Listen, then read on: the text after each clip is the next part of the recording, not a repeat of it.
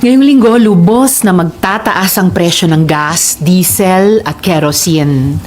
At kung magtutuloy-tuloy ang disruption sa global oil supply dahil sa giyera, kailangan ng saluhin ng gobyerno ang napipintong economic shock mula sa tumitinding oil crisis. Ang panawagan natin ngayon ay simple at hindi tingi-tingi. Kailangan ng pag-usapan, ihanda at ipasa ang isang emergency supplemental budget package na sa estima ng aking opisina ay aabot ng 52.8 billion pesos. Binubuo yan ng 12 billion pesos para sa transport subsidy, 2.8 billion pesos para sa agricultural subsidy, at least 38 billion pesos na emergency fund para sa OFW reintegration, repatriation muna at reintegration. Sa transport sector, ang working estimate ng aking opisina ay kung ang average fuel price increase ay nasa higit 10 piso kada litro sa loob ng 3 buwan, aabot sa 12 billion pesos ang dagdag pasanin sa gastos sa krudo. 12 billion pesos ang transport subsidy na dapat pag-usapan ngayon. Dahil yan na halos ang projected cost. Kaso, ayon mismo sa Department of Energy, walang bagong pondo sa 2026 budget para sa fuel subsidy. Ang pwede lang daw gamitin ay humigit kumulang 2.5 billion pesos na continuing funds mula 2025. Mga kababayan, 2.5 billion pesos does not answer a potentially 12 billion peso problem. Kung alam nang bilyon-bilyon ang magiging butas, hindi pwedeng ganyan lang kaliit ang pantapat. Sa agrikultura, ganoon din ang problema. Ayon sa Department of Agriculture, 150 million pesos lang ang available na subsidy funding. Pero batay sa ating estimate, kung magtatagal ang mataas na presyo ng fertilizer, ang additional cost exposure sa sektor ay nasa 2.8 billion pesos. Again, the projected burden is at 2.8 billion pesos at ang meron lang ang sektor ay 150 million pesos. That is not protection. Napakalayo. At sa OFW sector, malaki ang paghahanda na kailangan. Ayon sa Department of Migrant Workers na humihingi na ng dagdag budget, ang kanilang 1.76 billion peso emergency fund ay sapat lang para sa limited repatriation. Kung lalala ang sitwasyon, mangangailangan ng large-scale evacuation at reintegration support. Dapat kasama dyan ang income support at employment programs para sa uuwing OFWs. Kaya aabot ang kailangan na pondo sa 38 billion pesos. May pwede bang pagkunan ng pondo para sa supplemental budget? Oo. Nandyan ang tinatayang 70 billion pesos mula sa discontinued flood control projects noong 2025. Mayroon ding 2.5 billion pesos na pondo for farm machinery ng Philippine Center for Post-Harvest Development and Modernization o mechanization na maaring i-repurpose bilang agri-subsidy. Pwedeng may ma-free up na cash sa pamamagitan ng phased obligation ng ilang large-scale infrastructure projects para hindi buong project cost ang ire-release agad. At syempre, pwede tayong kumuha sa 17.5 billion pesos na pondo para sa pag-host at pag-chair ng Pilipinas sa ASEAN 2026 summits at meetings. Kaya yan kung magre-rationalize ang ating organizers. Kahit nga wala pang batas para sa supplemental budget, pwede nang magsimulang mag-abot ng subsidies even if partly ang mga ahensya gamit ang pondo ng National Disaster Risk Reduction and Management Program na may 23.4 billion pesos sa ilalim ng 2026 budget. Pero tandaan natin, na yang pondo ay nakalaan sa pag-ahon ng mga Pilipinong apektado ng lindol at baha nitong nakaraang taon. Talagang kulang pa ito. Marami pang ibang pwedeng idagdag sa usapan, pero ito muna ang pinakakailangang tugunan na ngayon. Again, due to the present situation, we are urging the passage of a 52.8 billion pesos supplemental budget, 12 billion pesos for transport, 2.8 billion pesos for agriculture, and at least 38 billion pesos in emergency OFW funds for repatriation and reintegration. At higit sa lahat, hindi totoo na wala tayong pagkukunan. Meron. Kailangan lang pag-usapan, pag-isipan at aksyonan na agad. Maraming salamat po. Ma'am, what about yung emergency powers that President Bongbong Marcos will be requesting from the Congress? Wouldn't that be enough po? Pinag-aaralan pa namin yung request na yan for emergency powers, pero reasonable siya kahit sa ibang mga sitwasyon. Halimbawa, yung una ng ipinanawagan na tungkol sa tariff setting powers, no, na ilipat or ibalik across branches of government. Pero kahit pa, aksyonan niya ng paborable ng Senado, yung emergency powers para sa kasalukuyang sitwasyon, hindi pa po yun sapat. Kailangan talaga pakete ng mga responses kasama na itong binanggit kong for OFW repatriation and reintegration, energy subsidy at saka agricultural subsidy. So not enough na tanggalin yung excise tax for oil, ma'am. Kailangan may dagdag na budget pa po. Tama ba? Kailangan talaga ng dagdag na budget. At kahit dun sa pag-suspend ng excise tax, pinag-aaralan pa namin yon, but I've heard another recommendation na pinag-aaralan din namin. It might be even better than suspending the excise tax. At ito yung pag-suspend din ng VAT tax on petroleum and petroleum products. Kasalukuyan naming pinag-aaralan yung ideyang iyon. Isa na lang for me. Over the weekend, ang dami na pong marami na pong mga oil companies na nagtaas po ng presyo ng gasolina at diesel, and some of them pinashow cost na ng DOE. But your message for them, ma'am, kasi may ibang umaabot na like 100 na per liter sa diesel po. Yung ganyang pagtaas at sa ganyang kalaking halaga, lalo na mga pinaka-socially sensitive na petroleum products, ang urgent na dahilan kasi dinadanas na ngayon nung mga panawagan ko tungkol sa supplemental budget, kasama na yung transport and agricultural subsidies, bukod sa OFW reintegration, repatriation and reintegration funds. I laud the Department of Energy sa pagsasagawa niya ng kanyang tungkulin na pag-monitor ng consumer protection, lalo na sa ganitong mga emergency situations. At gusto kong makapag-reach out din ang lahat, pati ang gobyerno, civil society, sa mga stakeholders sa private sector. Dahil meron din silang mga kaparaanan at may mga ideyang lumalabas din sa kanila paano nating aagapan ang krisis na ito. But definitely, urgent yung consumer concerns, and also siguro right behind that, and for the long term, kailangan mahila natin yung buy-in ng mga private sector stakeholders sa mas long-term at strategic na energy security program ng gobyerno. Your message dun sa mga nananamantala naman, ma'am, ng mga oil companies, na parang sobra naman yung jack up ng price. Ang anumang pagsasamantala o pag-jack up ng prices na dagok sa ating mga consumers ay hindi po dapat gawin.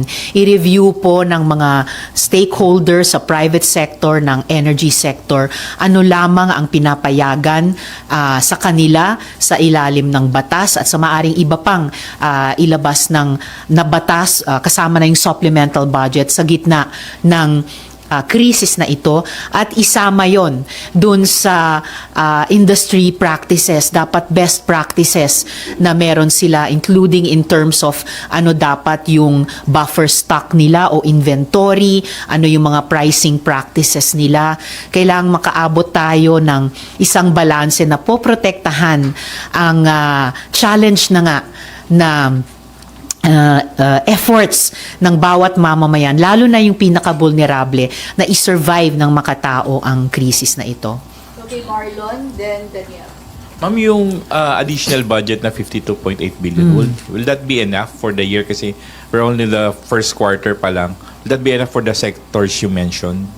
Tinataya namin na it will be reasonably enough para sa taong ito dahil hindi rin naman kami makapagpasa ng supplemental budget beyond the current fiscal year. At least nakwenta na namin mga magkano ang kakailanganin dun sa tatlong unang mga sektor sa supplemental budget, yung OFWs, energy at saka energy transport at saka agriculture. And then tignan natin sa budget debates later this year paano natin dapat i-provide ito kung wag naman sana pero kung tumagal pa ang gera sa Middle East para sa susunod na taon. At meron na rin kaming natukoy na ilang mga sources of funding within the current year's budget.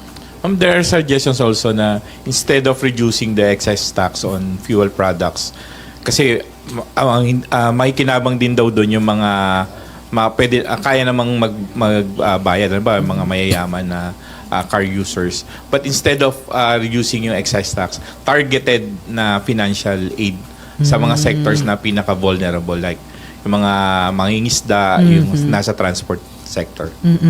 Well, yun yung diwa din nung ibang elements nung proposed supplemental budget ko in the form of subsidies para dun sa mga pinaka-vulnerableng sektor. Halimbawa sa agrikultura para sa magsasakat, mangingisda, sa transport sectors para sa ating mga drivers at operators, and eventually yung ating mga mananakay, and syempre dun sa repatriation and reintegration para sa mga OFWs at kanilang mga pamilya.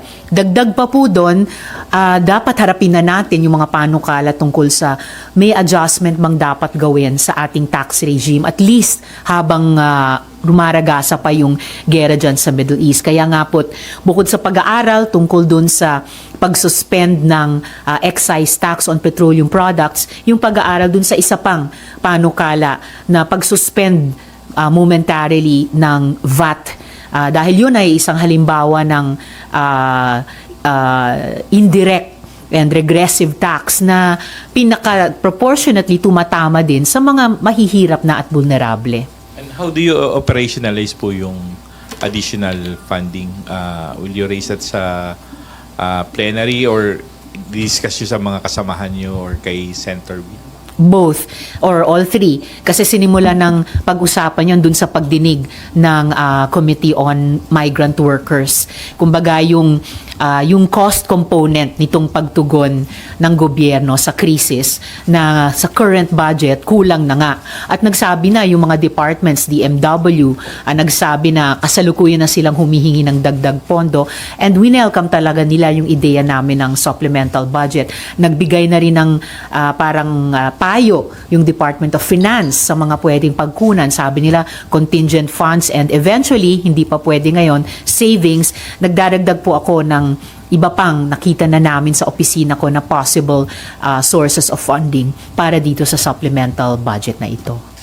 Okay, next. Ma'am, para ba yung noong 2020 di ba nagpasa rin yung Kongreso ng Bayanihan Law? Parang magiging ganun po ba siya? Interesting. Pwedeng may ilang mga similarities. Pero ang maganda, if you could call it that, sa ngayon, hindi kami kailangan magsimula from scratch na isang batas na para isang batas na walang kasalukuyang konteksto dahil nagsispring off kami mula sa kasalukuyang GAA na ginagastos ngayong 2026. Nga lang hindi natin inasahan na aatake ang US at Israel sa Iran. Hindi natin inasahan na magka-counter-attack ang Iran dun sa ibang mga bansa sa Middle East na lahat yun ay may mga OFWs tayo na ang mga pamilya nila ay nandirito, and of course, lahat ng mga Pilipino ay apektado ngayon. Ma'am, ano nung po yung tingin nyo doon sa 4-day work week? 4-day work week. Lahat naman ng mga proposals na lumalabas ngayon ay dapat lamang pag-aralan. But some ideas are better than others. Some ideas ay mas sustainable. Some ideas ay mas comprehensive at saka strategic. So, yun ang hinahanap ko rin. Yung effective immediately kasi urgent yung situation. At the same time, bahagi ng isang mas strategic na pagtugon na paano ba natin ise-secure yung ating mga OFWs sa mga host countries nila sa ngayon, paano tayo magpo-provide ng decent jobs para sa kanila dito sa Pilipinas kahit walang gera bilang isa pa at probably better option. Paano natin makakamit sa wakas ang energy security na gustong-gusto natin kahit bago sumiklab itong gera. Paano natin palalakasin, no? Balikan at palakasin na sa wakas yung ating agricultural sector. So, napaka-terribleng sitwasyon ngayon, pero sabi nila ang anumang krisis ay pwede rin nating gawing pagkakataon. So, yun ang dapat din sanang dapat gawin ng gobyerno. Next, Marimon. Sen, yung tungkol lang po doon ulit sa oil and yung para kasing kalaban po natin ngayon, oras, yung biglaang pagtataas ng presyo ng oil companies and yung calls ng sectors for subsidies.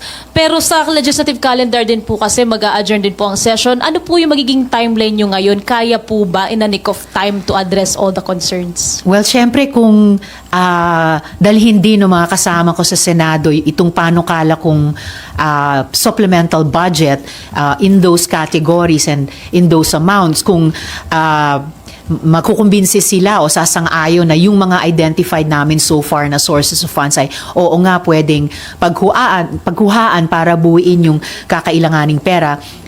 Always, where there's a will, there's a way. Kahit marami po kaming sinusulong na mga panukalang batas pa, dinidinig na mga investigasyon, buti na lang, hindi pa budget season ulit.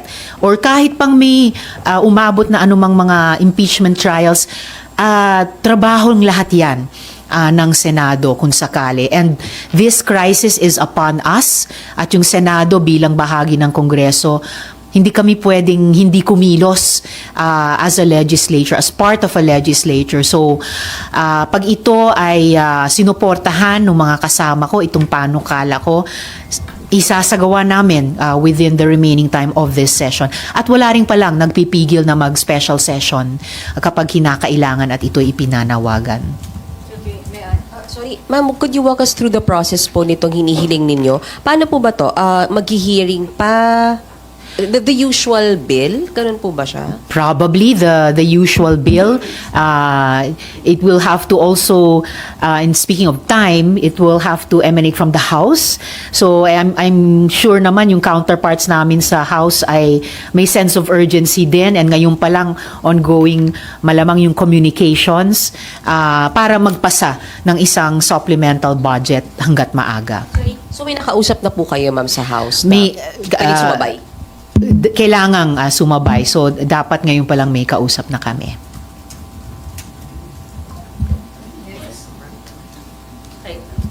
Ma'am, related po dun sa question ni Ate Mayan, nakausap niyo na rin po ba si Senwin about this? Nag-usap kami in the sense na magkasama kami sa pagdinig ng Committee on Migrant Workers. Although online ako dahil galing sa isang event sa probinsya, andito sila in person, and nagsalubong yung mga ipinananawagan namin na kailangan tugunan yung hiling ng DMW para sa additional funds. Pareho kaming banggit ng supplemental budget, and I felt there was support around the table sa committee hearing na yon. I'm sorry, last na. So maghi-hearing, magko-committee report, magpe-plenary debates. So kaya ba siya before nga matapos? Before Kailangan break? kayanin, and of course, kapag ganun ang mapagkasunduan ng both houses, I suppose hihilingin din yung suporta ng executive. Dahil executive ang madadagdagan ng pondo para tugunan ang mga urgent na problema sa krisis na to ng ating mga kababayan. Okay.